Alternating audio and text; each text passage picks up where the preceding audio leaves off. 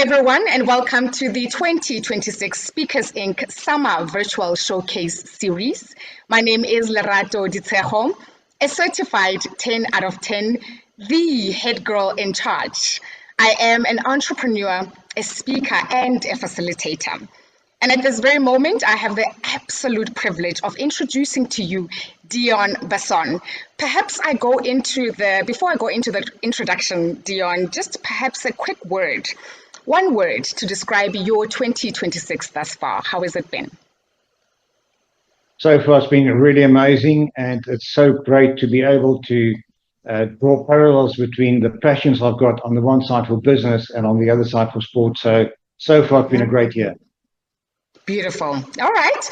By way of introduction, Deon is a South African business leader, communication strategist, and endurance sport advocate with more than 25 years experience of executive experience across technology, sales, and organizational development. Deon Basson is the CEO of Resonate, where he specializes in communication consulting, leadership development, and sales effectiveness. He is also the chairperson of Spatial Ledge, one of South Africa's leading AI-driven data science companies. His career includes senior roles at Dimension Data and Data Centrics, where he led large teams managing strategic accounts and driving complex solution delivery across Europe and South Africa. Basically, he's a unique blend of strategic business acumen and raw endurance. Now, I'm going to share a bit of a snippet about your keynote, Deon. I know you are going to do it justice. Mine is just to, share a high-level view of what you will be sharing this morning. The title of his keynote is The Munga Mindset, Endurance Lessons for the Age of AI. In this talk, Deon combines strategic business insight, AI expertise, and human connection. By distilling lessons from the world's most toughest mountain bike race, the Munga, he provides a high-endurance blueprint for navigating the complexities of AI transformation. The Munga strips you bare. Over 5 grueling days across South Africa's toughest terrain, all that remains at that point in time, of course, is your mindset. And that mindset is one of resilience, awareness, adaptability. And it's exactly what businesses need to navigate the unpredictable terrain of AI. And so a warm welcome to you, Deon. Over to you. The floor is now yours. Thank you for that. I'd like to take you a little bit on a journey on why there's such a big parallel for me between an endurance race on the one side and AI on the other side. I'd like you to picture the following thing. You're in the middle of nowhere, in the middle of South Africa, on a farm road, in the middle of the night, close to freezing point. You've got a cramp. You are delirious because you are so tired after 60 hours of cycling without hardly sleeping. And you're sitting there and you're making a decision. What do I do now? Do I go on or don't I go on? Should I wait for the support vehicle to pick me up and take me back? And you literally, there's no one around you. There's no support at that point in time. And you're sitting there and making a decision about this. And in that moment, the right decision to make is to say, let me take a bit of food, let me take some drinks and take that in because I'm also dehydrated. And the other thing that I had at that time that I speaking about now, I had a thing called Sherman's neck, which is the muscles in your neck actually paralyzes based on that you're so tight and the way that you're sitting on that bike. And I even had to do things like take a rope and tie my helmet on my backpack so that it can just keep my head up. And to make a decision in that moment to say, I'm going to take that food, I'm going to drink something, and I'm going to lie down on that farm road and recover. And 15, 20 minutes later, I'm going to get on the bike and continue. And that's the decisions that you've got to make. It's a micro decision. It's an agile decision I've got to make in that moment. Now, the Munga itself is 1,148 kilometers over the toughest terrain in South Africa. And I really mean the toughest terrain. The temperature could go from 0 to 50 degrees Celsius at any point in time. And you've got to navigate yourself through it. In that race, which they term as the toughest race on earth, I eat and drink nearly my own body weight. Literally, that's what I do. And I've got the whole time these little micro decisions that I've got to make. And it's quite amazing after all of that and all the pain that you go through, 1 meter, and you don't get your medal. If you stop 1 minute before, if you're 1 second late on the time that they give you, you don't get your medal. And so it really gets tough. And when the going gets tough, it really gets tough. You suddenly realize when you're out there without a soundboard, there's no soundboard. You realize that you've got the accountability, the responsibility, and the authority to make decisions about what's going to happen next. And the decisions becomes heavier and more difficult because I've had a flat wheel and I've had a cramp and I became dehydrated and the things that can go wrong just add up and it becomes tougher and tougher to make the decision to actually just move forward. And quietly, on your own, you realize that I have to figure this out. I've got to figure it out in some way or other. And that is really what the Manga mindset is all about. And you'd think that, so how does that relate to AI? And I'm telling you, there's a big, big correlation between AI on the one side and doing the Manga. In AI, I might be busy with my AI project. I'm over budget. The boardroom is asking, where's the value? The technology goes down. The people are kicking against it. I get resignations of my technical people, and I've got to deal with those issues on a daily basis. And it's no different than when I'm out there and I'm in the middle of nowhere and I've got to make a decision. What do I do right now? Do I give up or do I move on? And so you've got the same issue. You've got the issue of taking responsibility, taking accountability, and taking the authority to make a decision. And sometimes, a lot of times, it's without any soundboard of somebody that can give you feedback on it. And it's in those quiet moments, really the quiet moments, that you realize I've got to make decisions. And even when the decisions are becoming more difficult and more difficult because I've had these setbacks, it's to make the right decision in that moment. And to keep your head in the right space. That's what the Manga mindset is really all about. To keep your mind right there and say, I'm going to make the right decisions. And in the sea of uncertainty, and let me tell you, the AI world is full of uncertainty. As the Manga, I can't think about having a full plan for the entire Manga because anything can go wrong. I've got to keep my mind in the right way. And as I said to you, in the sea of uncertainty, that's where the Manga mindset really kicks in. So let me give you a little bit of feedback on what do the winners do? What do the winners do in the Manga? And what do the winners do in AI? And you'll see there's a massive parallel between the two of them. And the first thing I want to talk about 5 principles that you should apply in doing the Manga.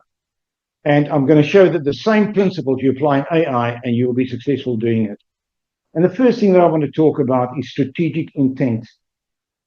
And when I say strategic intent, you can hear I'm not saying strategic plan or strategic goal. I'm saying strategic intent. I know I've got to get somewhere in the Manga. There's an end goal that I've got to get to. However, if I have a fixed plan, there's no way I'm going to make it.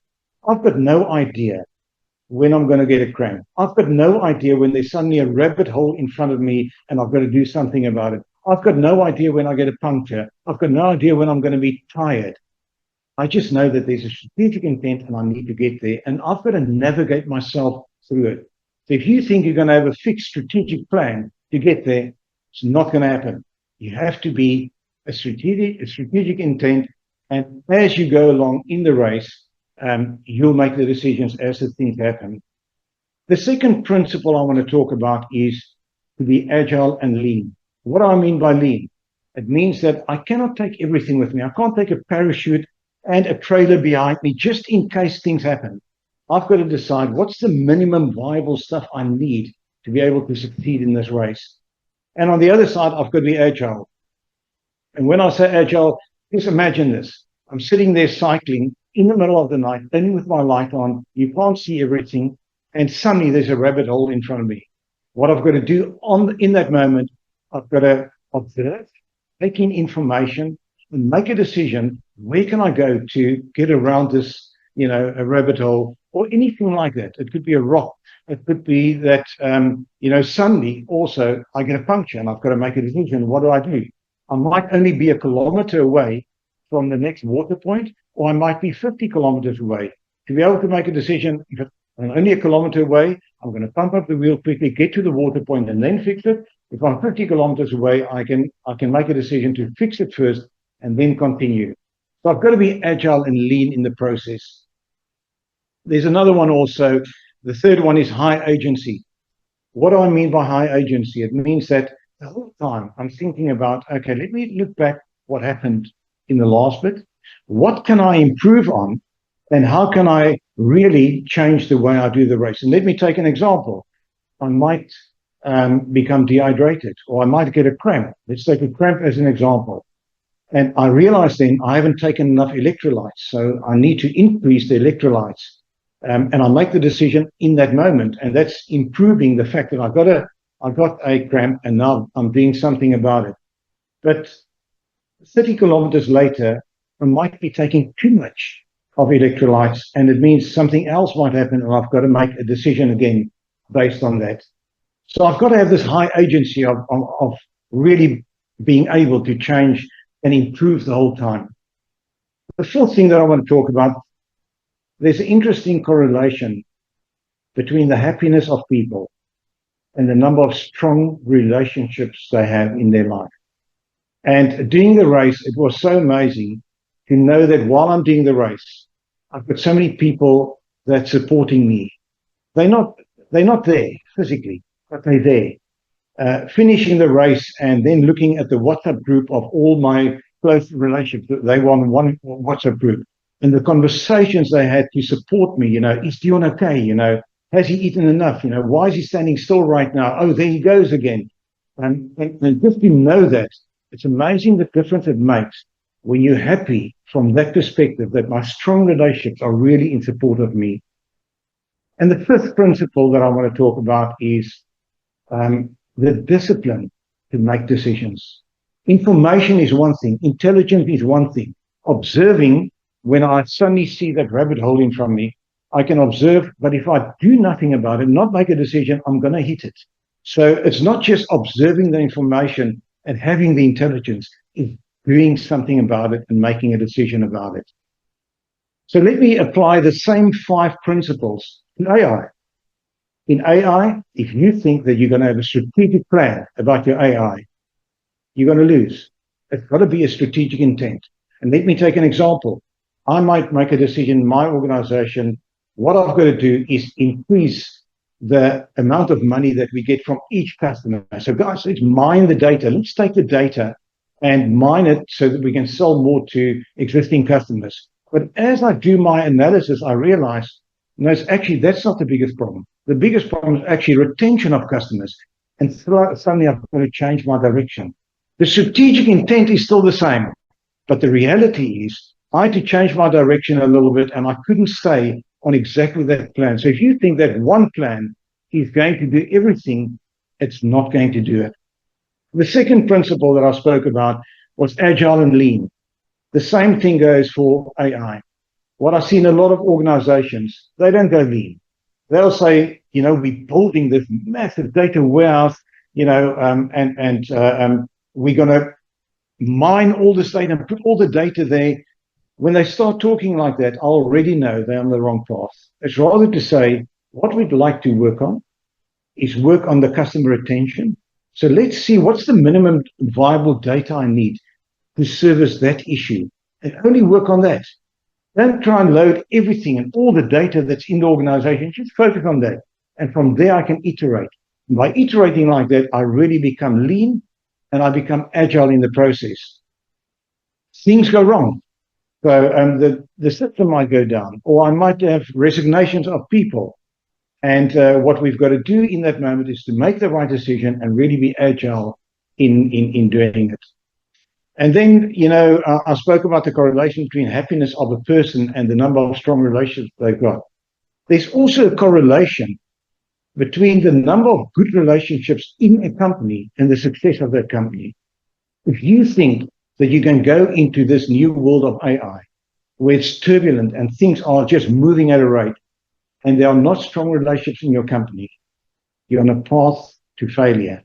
So you need to fix that. You've got to make sure, you've got to understand of how do I fix and make sure that the relationships in my company are so strong that with this turbulence, we're going to hold hands and we're going to actually make this work. And the final point, which again relates to the manga, is the ability not just to observe the information and the decision, the information intelligence that I have, but to make decisions on it and actually take action on it. And if I cannot do that, I'm not going to succeed. So those 5 principles are really critical to the success of AI. And all the organizations that I've worked with, where they succeed in AI is when they start applying those 5 principles. And the companies that don't, those are the ones that are really going to have a tough time proving the value of their AI in their company. Thank you.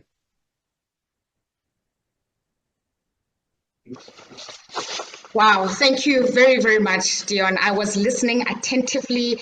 I was able to jot down some notes, not just for the purposes of this conversation, but for myself as well, as I navigate various terrains, be it in AI or just my own business, because I do utilize some of the AI tools myself. Certainly is not the epicenter of my world. However, it is definitely supporting a lot of the things that I'm doing. So thank you very, very, very much. Just the mindset reset was also quite important in applying some of these principles. So I'm going to start there, because reading about the manga, I could not for the life of me, Deon, and I'm going to be honest, I could not for the life of me understand why people would put themselves through such grueling conditions. I mean, then you began to describe it. You spoke about freezing points, the delirious moments, the paralysis of the neck. I was like, why would humans do that? I can't even get myself to the gym. But here we are. So I'm going to ask you, because you did explain it beautifully, but I am also interested in the behind the scenes, because you don't just get up and start to participate in the manga. So in just 1.5 minutes, could you walk me through a day in the life of Deon? Share some behind the scenes, because when you talk about mindset, you don't just start being in the right mindset. There is a lot that goes behind the scenes to prepare yourself to show up in the way that you were sharing just now. What is the behind the scenes in your life as it relates to discipline? Laura, very interesting question, you know, and I can nearly start with how my day starts. When I wake up, the first thing that I do, I don't pick up my phone. Most people pick up their phone to see what's the message they receive. The very first thing that I do, I think about something that I'm grateful for, really grateful for. And I've got a method that I do that, because, you know, you can, let me take an example. If somebody says, I'm grateful for my beautiful house, it means one thing, okay? But if they say, I'm grateful for my beautiful house because it creates security for my kids, suddenly I've added much more to that one statement of grateful for my house. If I say, you know, not only am I providing security for my kids, I'm also providing an ability to create a future for them. Now suddenly it becomes a very strong message. So I really spend a bit of time on something that I'm really grateful for, and I unpack it in the way that I just spoke about. Really understand what is that gratefulness. And grateful, you know, being grateful could be about anything, that I've got food on the table, you know, that I've got a job. And it's the way that you describe that to yourself that you really buy into it. And that's the first part of my day. The second part of my day, then I look at my phone, absolutely. But I also decide on one thing that I want to achieve today, just one thing. And I'll make sure by the end of the day that I achieve that one thing. Because if I don't do, and by the evening tonight, if I haven't achieved it, I'll make sure that I do achieve it. Because it puts my mind into that thing that I am actually achieving something. And then directly after that, it's on my bike. And there I go, and I go and cycle. And I do my exercise. And then my workday starts. So I get up at 4 o'clock in the morning. And by 7:30, I'm done with my exercise. and I start my normal working day, work my normal work day, and yes, then by 9 o'clock, I'm in the evening, I'm gone.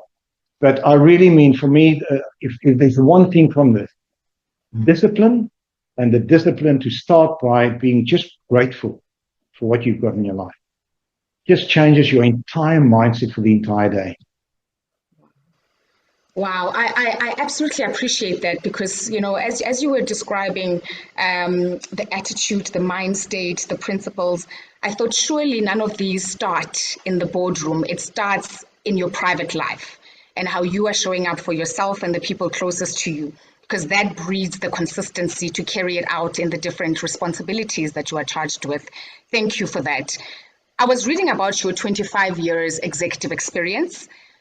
What would you say is the biggest lesson that you've learned from the Munga that you could never learn as an executive sitting in the boardroom? When the going gets tough, it's your mind that's going to get you through it. Your fitness is going to help you, but it's not going to be that's going to get you through there. Your strength, your bike, it's not going to do it. It is really, how do you get your mindset into a state that you can make the right decision? And there's also one thing to it, is one thing about the Manga, when you go through depths like that, where you are really, when I say you are really tired, you become irrational. It's the ability to just sit back, relax a bit, and make the right decision. So the other part of the Manga is extreme discipline. Discipline to make decisions, discipline to train. You can't do these things without training. And the discipline that I also talk about, if I relate that to business, I see so many people, they've got a meeting and they literally run from the one meeting to the next meeting without properly preparing for the next meeting. Sure. The discipline to make sure that I'm prepared when I go into that next meeting, that I'm not sitting in the meeting, getting the information and trying to give my input. No. Actually have the discipline to prepare properly for that meeting. And I nowadays, when I run a meeting or I chair a meeting, if you haven't prepared, I ask you to leave the room, because all you're going to do is you're going to be information gathering in the session. So you need to be prepared for a meeting, as you've got to be prepared for the Manga. You need to prepare for any meeting, for any situation out there. But for me also, the agility. Things do go wrong. As I said to you, I can't plan when I've got a flat wheel. I can't plan when I've got a cramp. In business, I can't plan when somebody resigns or when the system goes down. It's to have that agility to be able to make the right decision and actually move forward from that. Oh my goodness, I don't think I've heard it shared in this way. I mean, I've spoken to a lot of people who participate in various types of sports, and I think what you are describing here, there's a degree of intensity that your mind undergoes, your body undergoes, and it far surpasses anything that you could possibly experience outside of that. So, but it was also the preparation. I have deep respect for that as well. Now, both is it the Manga or the Munga? I am pronouncing it in different ways here. Help me, Deon. We also have we've got the debate. Is the Munga is the Manga, so you can call it any of the two, because half the people call it Munga, half the people call it the Manga. So you can call it whatever. Okay. So. All right, okay.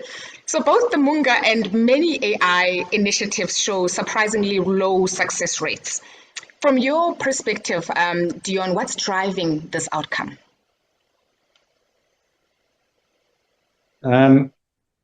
Let me quickly talk about the Manga. I would say that that's probably 90% of the people that give up. They'll give you a physical reason, but it's actually the mindset that's not getting them through it. That is a reality.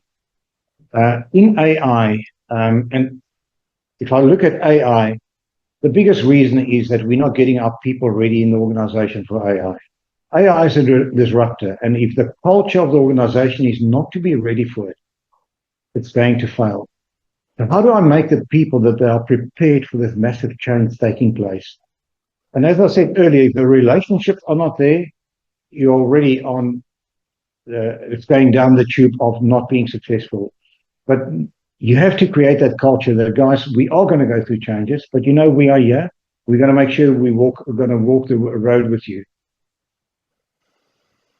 as the mindset in the manga makes people not succeed in business, it's the people side that's going to make the AI not succeed or succeed. Technology can work perfectly. Everything can be done.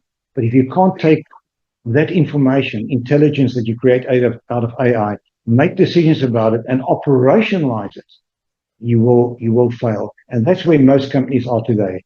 They get their data right, they make the decisions, but they don't operationalize it. And that's where things go wrong. And it's the people side that normally make it fail.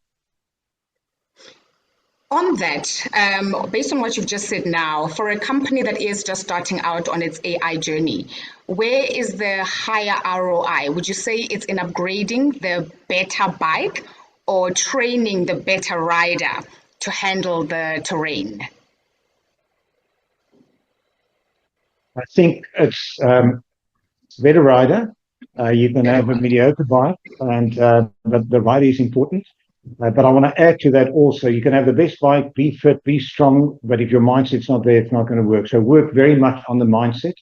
The same thing in the business. If you're going to get the AI going, work on the mindset of people. Make sure they're ready for the change and that you are supporting them in the massive change that's taking place in their organization. People are fearful. Let's get it right.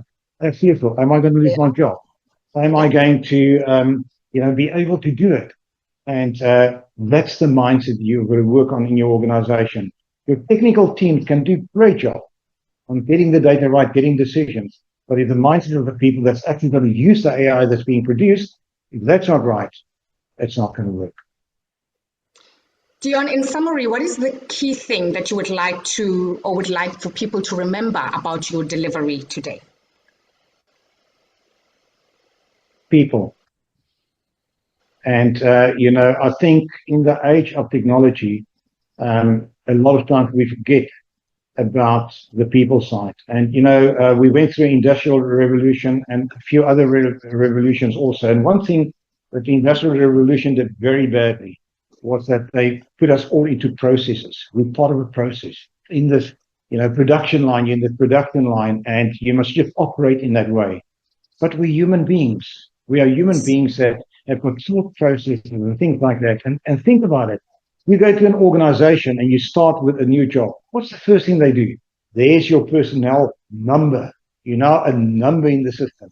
And that's what they do with people. You become a number in the system. It's a human being that you've got in that system. You've got to make sure that you don't do that. The other side is, because of what we've done, we've put everybody into the production line. We even we communicate with people like that. Now think about this. If I had to say to my husband, partner, or wife the following thing, from now on, we're going to manage this relationship with a process. On Mondays, we talk about finances. On Tuesday, we talk about, our friends. On Wednesdays, about work. On Thursdays, about the kids. And on Fridays, we talk about emotions. And if you cross with me on Sunday, you've got to wait till Friday. Life doesn't work like that. It just doesn't work like that. So we need to make sure that we never, ever forget about the human aspect and that we are all individuals with our own thought processes and with our own emotion. So we need to understand that in the world of endurance sport on the one side, you've got to understand that. And in the world of AI, we've got to understand that we're dealing with people. Thank you, Deon, for your very, very well thought out blueprint. And I suppose the question isn't if the terrain will get tough, but more when it gets tough. And thankfully now we have a toolkit of sorts, 5 principles that were shared with us to help us navigate the tough terrains. Now, to learn more about Deon Basson, please go ahead and visit www.speakersinc.co.za, or to book this phenomenal speaker, please email the team at info@speakersinc.co.za. Thank you very much for leaning into our very powerful conversation. Have a wonderful day.